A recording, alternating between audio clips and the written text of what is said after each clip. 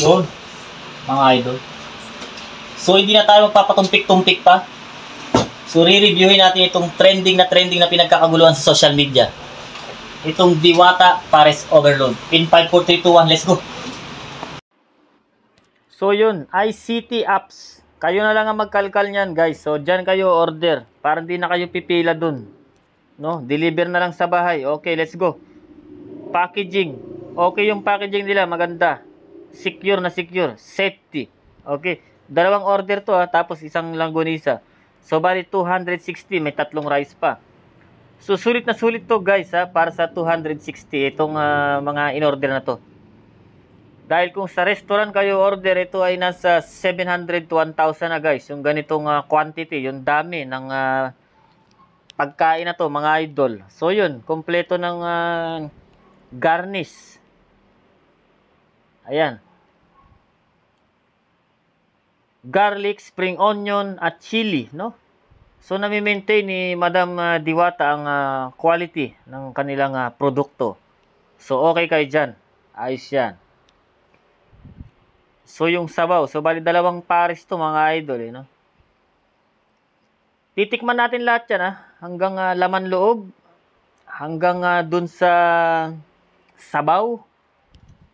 Lahat. Ipo-food tasting natin yan mga idol. Pati yung lechong kawali na chinap-chap. Pati yun na yan. Yung mga laman loob dyan. Nasa loob na yan. Kung ano man yan. I-review natin lahat yan. Okay. So maganda. Talaga naka-setup sila na pan-take out. So normally is puro dining lang yan. Di ba? Nakita nyo naman. Dinudumog sila dyan sa Pasay. Ayan. So yun. Na-maintain yung garnish. May spring onion. Garlic, ayan, may calamansi, may chili. So, 4 na garnish. Ayan. So, una nating titikman is siyempre, yung mga laman loob. At saka yung lechong kawali, no? Bago natin iisa-isain yan.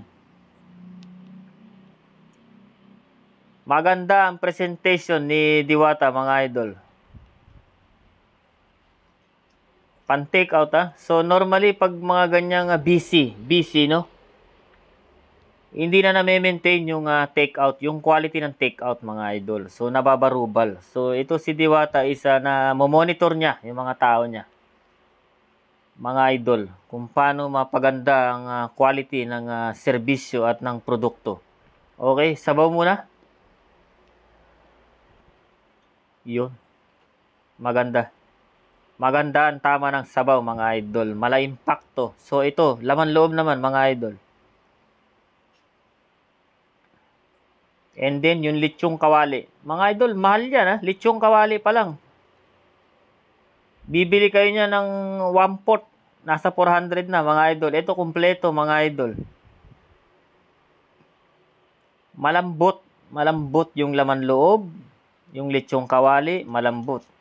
So, normally, pag mga ganyan, mga busy, no? Busy. Tumitigas na yung mga ganyan, mga idol, no?